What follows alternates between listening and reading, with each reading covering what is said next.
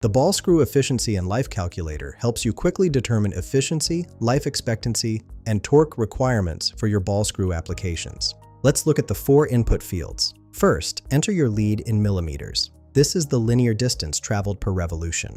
Next, input your applied load in newtons, the axial force on the ball screw. Third, enter speed in RPM, your rotational speed in revolutions per minute. Finally, provide the dynamic load rating in newtons. This is your CA rating from the manufacturer's specifications.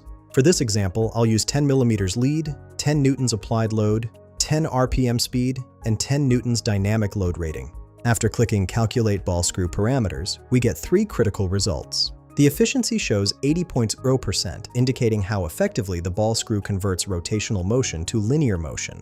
The L10 life displays 1,666.667 hours, which equals 1 million revolutions. This is the expected life before 10% of similar ball screws would fail. The required torque is 0.0020 Newton meters, telling you the input torque needed to drive your load. This calculator streamlines your ball screw selection and verification process. Find the link in the description below.